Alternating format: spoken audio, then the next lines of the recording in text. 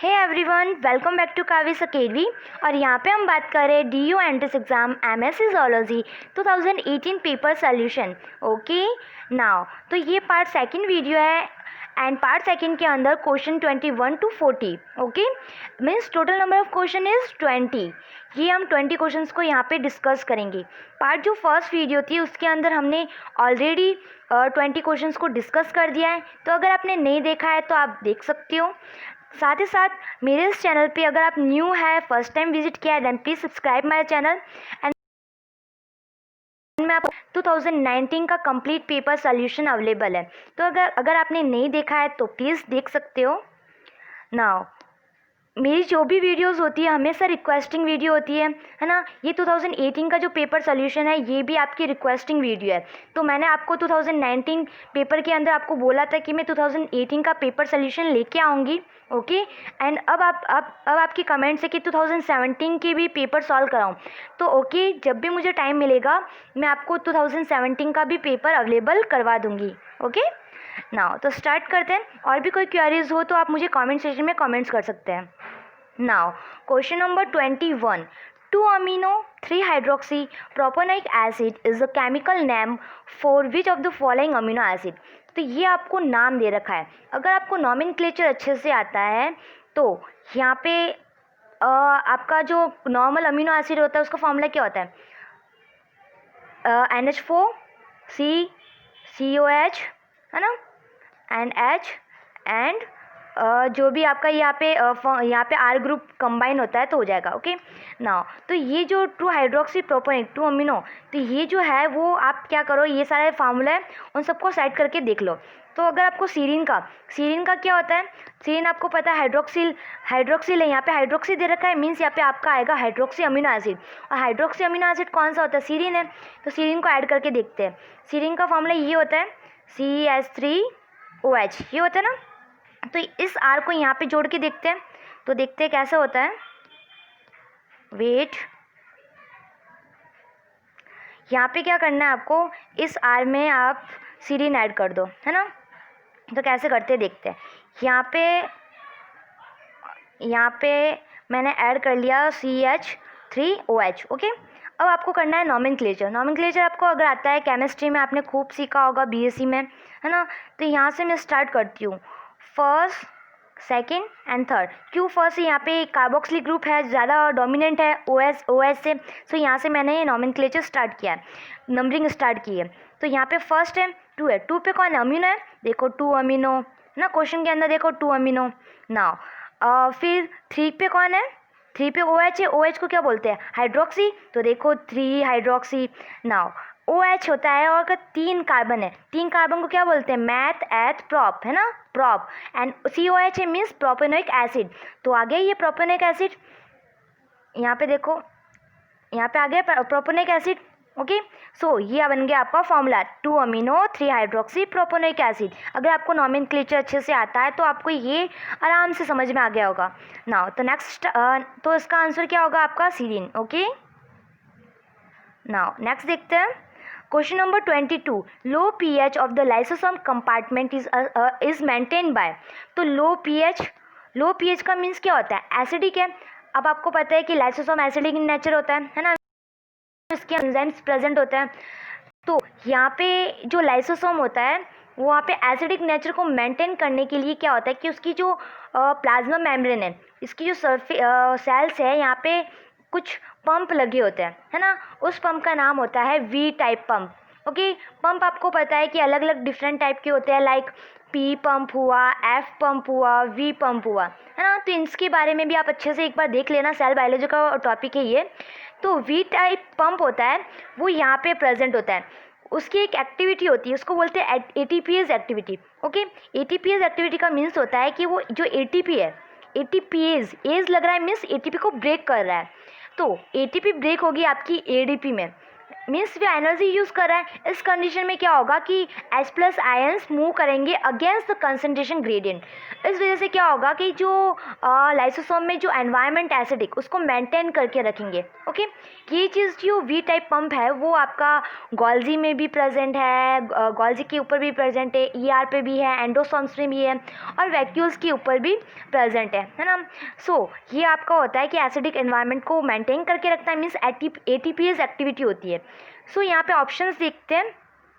यहाँ पे जो ऑप्शन नंबर आपका थर्ड दिख रहा है, proton ATPase at the membrane, है ना, ATPase है ना, proton ATPase at the membrane. So option number आपका करेक्ट होता है थर्ड। ओके, नाउ नेक्स्ट देखते हैं। अगर आपको मेरी स्पीड स्लो एंड फास्ट दिख रही है तो आप मुझे कमेंट सेक्शन में बता सकते हैं, है ना। Now 23, kidney of vertebrates embryo develop from.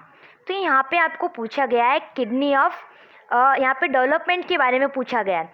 तो ये क्वेश्चंस अगेन बहुत बेसिक क्वेश्चन है एंड बहुत रिपीटेटिव क्वेश्चन है। ध्यान रखना, मैंने इतने सारे पेपर सॉल्व करा है तो मुझे फुल एक्सपीरियंस है कि कहाँ पे क्या क्वेश्चंस कैसे आते हैं और कहाँ पे क्या क्वेश्चंस हैं। तो ये जो पोर्शन है मैंने आपको मेरी जो सिलेबस वाली वीडियो अगर आपने देखी है तो उसके अंदर जो DU MSc ज़ूलॉजी का जो सिलेबस वाली वीडियो है उसके अंदर मैंने आपको बताया था कि जो ऑरिजन्स है डेवलपमेंट बायोलॉजी का क्वेश्चन है तो काफ़ी ज़्यादा पूछा जाता है। तो आप क्या करो, एक चार्ट बना लो, है ना, चार्ट बना लो, उसमें आप देख लो कि कौन सा मेसोडर्म से कौन सा ऑर्गन का ऑरिजन हुआ है, एक्टोडर्म से कौन सा ऑरिजन हुआ है एंड एंडोडर्म से किसका ऑरिजन हुआ है। तो ये आपका लाइफ में कभी भी कोई भी कंपटीशन एग्जाम दोगे ना तो बहुत काम आएगा। तो यहाँ पे किडनी का पूछा गया और किडनी का आपका होता है मेसोडर्म। सो ऑप्शन नंबर आपका करेक्ट होता है। फर्स्ट देखते हैं, DNA is genetic material in. तो आपको पता है कि DNA ऐसा जेनेटिक मटेरियल है जो सबके अंदर प्रेजेंट है ना। किसी किसी के अंदर RNA होता है वो बात अलग है, बट DNA मैक्सिमम सबके अंदर प्रेजेंट होता है। सो यहाँ पे सम वायरस लिखा है। सम वायरस क्यों लिखा है?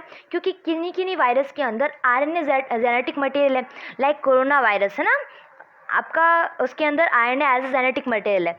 तो ऑल प्रोकैरियोट्स एंड यूकैरियोट्स। तो यहाँ पे आपका आंसर होता है question number option number third. Okay, now which of the following statement is not true for a competition inhibitor in an enzyme catalytic reaction. Competition inhibitor, ये question again repetitive है और मैंने अच्छे से आपको आई थिंक BHU के अंदर आ रखा है पेपर। ओके, तो वहाँ पे मैंने वैसे ये क्वेश्चंस हर एंट्रेंस एग्जाम में पूछा जाता है। ये कॉम्पिटिटिव इनहिबिटर वाला बायोकेमिस्ट्री का है और एंजाइम पोर्शन से है, तो उस टॉपिक को भी आप अच्छे से देख लेना। ओके, कुछ नहीं है, कुछ बेसिक पॉइंट्स होते हैं वो ध्यान रखना है और उसका कुछ ग्राफ होता है वो ध्यान रखना है।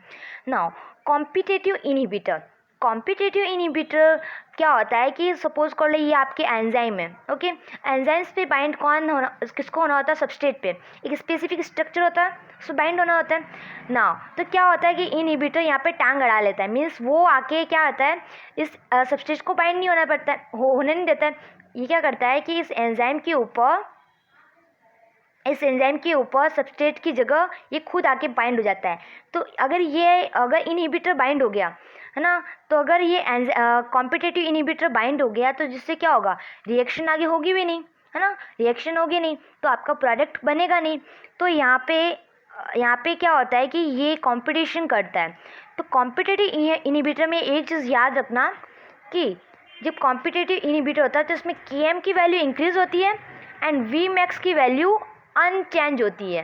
क्या होती है? अनचेंज, डिक्रीज इंक्रीज नहीं, अनचेंज।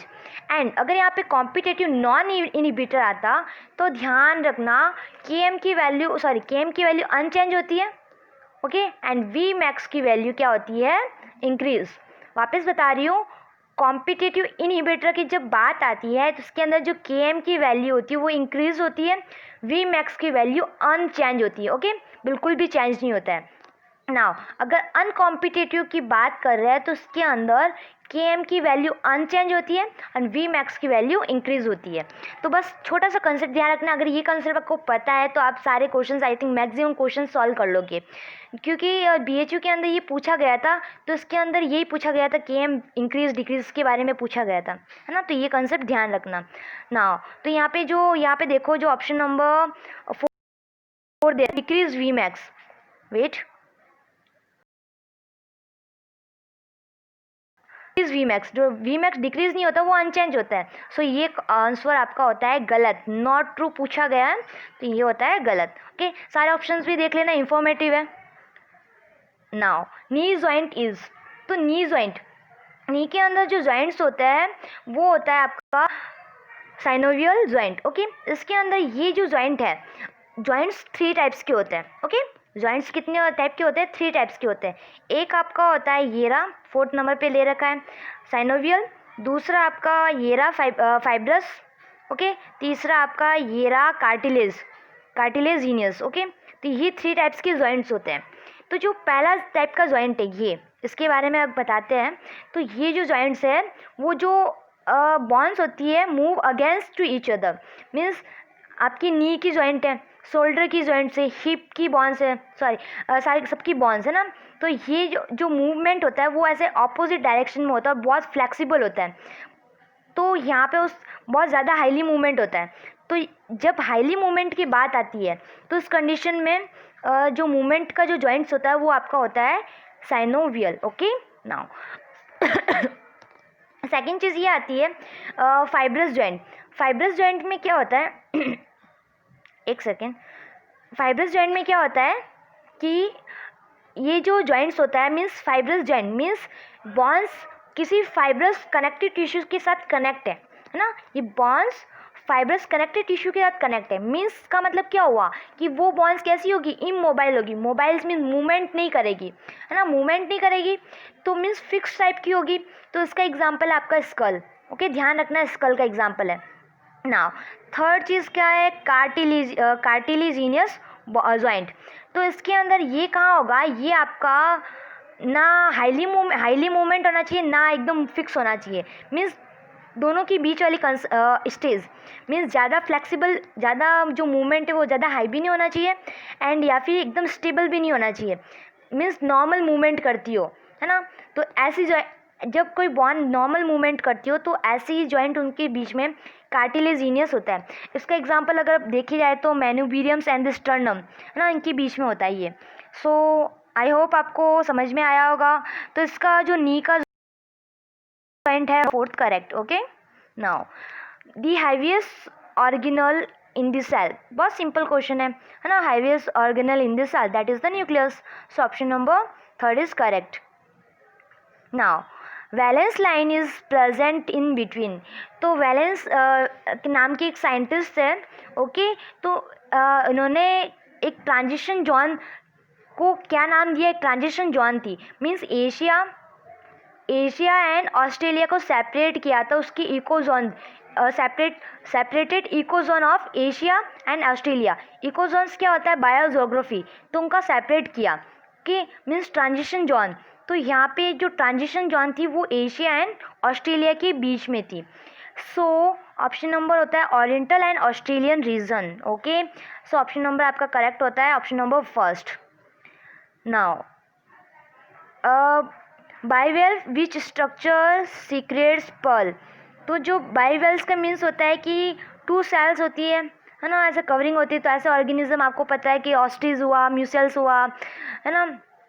तो यहाँ पे जो पर्ल कल्चर होता है, तो पर्ल कल्चर के अंदर जो ऑस्ट्रिज होता है, जो पर्ल कल्चर करता है, उसकी जो सबसे इनर मोस्ट लेयर, अब पर्ल कैसे फॉर्म होगा? उसकी जो इनर मोस्ट लेयर है ना, अंदर वाली जो लेयर है, ध्यान से सुनना, उसकी जो इनर मोस्ट लेयर है वो एक केमिकल सीक्रेट करती है। वो उस केमिकल को बोलते हैं निकर। क्या बोलते हैं? निकर। और इस लेयर का नाम क्या है? इस लेयर का नाम क्या है? Nacreous layer. क्या बोलते हैं? Nacreous layer. ये दिख रहा है option number, nacreous layer. Okay, nacreous layer क्या करती है? किसका सीक्रेट करती है? निकर का सीक्रेट करती है। और ये निकर क्या करता है? जैसे देखो कोई फॉरेन पार्टिकल है इसके इस ऑर्गेनिज्म के अंदर गया, ऑस्ट्रिच के अंदर गया, तो यहाँ पे गया, तो ये क्या करता है कि अपने जो निकरस लेयर है उसमें से एक निकर केमिकल सीक्रेट करती है और इसकी चारों ओर इसके ऐसे ऐसे कवरिंग कर लेगी। जब ये कवरिंग हो जाती है निकर की तो एक मोती का फॉर्मेशन हो जाता है, पर्ल्स का फॉर्मेशन हो जाता है ना, और उसको ही हम पर्ल बोलते हैं। और ये ओके, एक चीज़ और आपको बेसिक में आपको बताना चाहती हूँ, आपको कैसे पता चलेगा कि कोई चीज़ ओरिजिनल है या ओरिजिनल है या फिर डुप्लीकेट है ना। तो कोई भी पर्ल्स अगर आप खरीदो तो क्या करना, उसको दीवार पे कोई खुदरी एरिया होता है, रफ एरिया, तो उस पर रगड़ के देखना है ना। अगर रगड़ के देखा, अगर वाइटिस वाइटिस मीन्स आपको उसको थोड़ा सा कचरा निकला, वाइटिस वाइटिस हुआ, तो उसका मतलब है वो आपका पल ओरिजिनल है ना। अगर अगर वो वाइटिस वाइटिस नहीं हुआ मीन्स चिकना हुआ है तो कुछ भी नहीं हुआ उसका, तो मीन्स वो आपका डुप्लीकेट है। तो ये मीन्स अगर आप कभी भी मोती खरीदो, पर्ल्स खरीदो मार्केट में, तो ध्यान रखना है ना। हैदराबाद में खूब मिल जाएंगे आपको, लूटने वाले भी मिल जाएंगे। Now question number 30, ampicillin inhibits. तो एम्पिसिलिन आपको पता है कि जो बैक्टीरियल की जो सेल वॉल सिंथेसिस है इनहिबिट करता है, inhibit cell wall synthesis in bacterial cell. So option number होता है फर्स्ट करेक्ट। ओके, ये क्वेश्चन भी अगेन रिपीटेड है, आई थिंक इसी DU 2019 के अंदर मैंने ये सॉल्व कराया है ना। Now hiccups can be best describe, है ना। हिचकी आती है आपको, आप बोलते हो कि मुझे कोई याद कर रहा है ना, याद नहीं करता है। एक्चुअल में क्या होता है कि जब आप प्रॉपर वे में इंस्पायरेशन नहीं कर पाते हो, जिससे क्या होता है कि जो डायफ्राम होता है वो इनवॉलेंट्री कॉन्ट्रैक्शन होने स्टार्ट हो जाता है, मीन्स रैपिडली आप क्या बोलते हैं कि कॉन्ट्रैक्शन ऑफ डायफ्राम, है ना, इनवॉलेंट्री कॉन्ट्रैक्शन ऑफ डायफ्राम। उसकी वजह से क्या होता है कि फिर आपको हिचकी आना स्टार्ट हो जाएगी। तो इसलिए आपका आंसर होता है इनकम्प्लीट इंस्पायरेशन। सो ऑप्शन नंबर 3 होता है correct. Okay, now at electric pH the charge on protein is. ये अगेन काफ़ी ज़्यादा रिपीटेटिव क्वेश्चन है, एंड ये पता नहीं मैंने कितने लास्ट ईयर के पेपर के अंदर सॉल्व करा दिए, तो उसको तो रट्टा मार लो ना। आइसो इलेक्ट्रिकल pH हमेशा प्रोटीन का नेट चार्ज 0 होता है, तो ध्यान रखना। Lac is material which is, तो lac is material which is, तो लैक जो मटेरियल होता है आपको पता है लैसिफर लैका, है ना। तो जो लैक इंसेक्ट होता है उससे हमें लैक मिलता है। एंड जब जो after mating means male and female after mating, जब मेल डाई हो जाता है ना, जैसी मीटिंग होती है मेल डाई हो जाता है, और जो फीमेल होती है वो क्या करती है, एग ले करती है एक स्टिक पे ऊपर। तो जैसे ही एग हैच होने वाला होता है उससे पहले इसको निकाल दिया जाता है। ये क्या करता है, रेजिन सिक्रेट करता है, तो उसमें एज अ लैग यूज़ करता है। तो यहाँ पे क्या लिखा है, protective secretion deposit by female lac insect. तो यहाँ पे क्या होता है, प्रोटेक्टिव कवरिंग यहाँ पे सिक्रेट करती फीमेल लैक इंसेक्ट, ताकि अपने एग्स को प्रोटेक्ट कर सकते हैं। ओके, सो ऑप्शन नंबर 2 होता है आपका करेक्ट।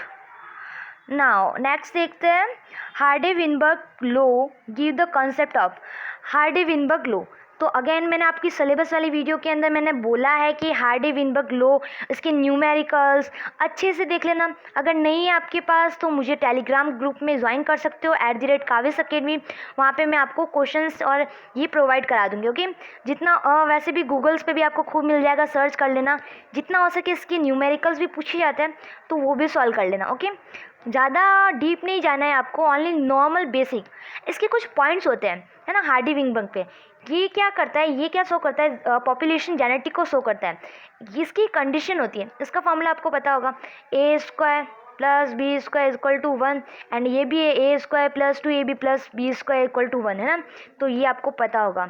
इसके अंदर क्या होता है कि ये बोलता है कि जो जीन फ्रिक्वेंसी होती है वो इक्वल होती है जीनोटाइप फ्रिक्वेंसी के। कैसे, जीन फ्रिक्वेंसी जीनोटाइप फ्रिक्वेंसी के इक्वल होती है। अब वो कैसी होगी, तो इसके लिए कुछ कंडीशंस इन्होंने दी। हार्डे हार्डे मैथ्स का स्टूडेंट है, विनबर्ग फिजिक्स का स्टूडेंट है वैसे, और इन्होंने बायोलॉजी के कंसेप्ट दिए वैसे। तो यहाँ पे ये बोलते हैं कि ये कंडीशन होनी चाहिए, means gene frequency and genotype frequency दोनों इक्वल होनी चाहिए। कैसे होगी तो देखते हैं। अगर पॉपुलेशन लार्ज हो, इनकी जो कंडीशन है ध्यान रखना, लिख लो किसी कॉपी के अंदर। पॉपुलेशन हमेशा लार्ज होनी चाहिए, मेटिंग हमेशा रैंडम होनी चाहिए। पॉपुलेशन में जो मेटिंग है तो population random mating. Okay, and कोई भी सिलेक्शन नहीं होना चाहिए। क्या बोला है, क्या, नो सिलेक्शन। सिलेक्शन का मीन्स होता है नेचुरल सिलेक्शन या फिर सेक्सुअल सिलेक्शन, ये चीज़ें यहाँ पे नहीं अप्लाई होती है। नो म्यूटेशन, क्या म्यूटेशन भी नहीं होना चाहिए, एंड नो जेनेटिक ड्रिफ्ट भी नहीं होना चाहिए, एंड नो माइग्रेशन, ना कोई माइग्रेशन होना चाहिए। अगर ये सारी कंडीशन फ्रूटफुली फुल हो रही है तो वो हार्डी विनबर्ग प्रिंसिपल को फॉलो कर रही है। ओके, तभी इस कंडीशन के अंदर ही जीन फ्रिक्वेंसी जीनोटाइप फ्रिक्वेंसी के इक्वल रहेगी। तो देखते हैं यहाँ पे ऑप्शंस देखते हैं। नेचुरल सिलेक्शन, मैंने क्या बोला, नो सिलेक्शन, तो ये होगा नहीं, नेचुरल सिलेक्शन सिलेक्शन है। मैंने क्या बोला, नो जेनेटिक ड्रिफ्ट, ये जेनेटिक ड्रिफ्ट है तो ये भी नहीं होगा। क्या बोला, नो म्यूटेशन, तो यहाँ पे नो म्यूटेशन भी नहीं होगा। तो यहाँ पे कौन सा फॉलो कर रहा है, ये कर रहा है आपका जेनेटिक इक्विलिब्रियम। जेनेटिक इक्विलिब्रियम का मीन्स क्या होता है, gene frequency is equal to genotype frequency. Okay, so option number 3 होता है आपका correct. An instance of, instance means example है ना, कि ये जो वर्टिकल माइग्रेशन है प्लैंकटन का, ये किसका एग्जाम्पल है। कोई पर्टिकुलर बिहेवियर जब शो करता है उसको हम बोलते हैं सर्केडियन रिदम, है ना। आपको पता है कि आपको सुबह जगना है, रात को सोना है, इस टाइम खाना खाना है, तो आपकी हैबिट हो जाती है। तो ये भी इनका जो माइग्रेशन होता है वर्टिकल, तो ये इसका सर्केडियन रिदम है। ओके, सो ऑप्शन नंबर आपका होता है फर्स्ट करेक्ट। नाउ नेक्स्ट देखते हैं 37, exon skipping is associate with, तो यहाँ पे wait, exon skipping is associate with RNA processing mutation, तो म्यूटेशन हो जाता है तो इस कंडीशन में।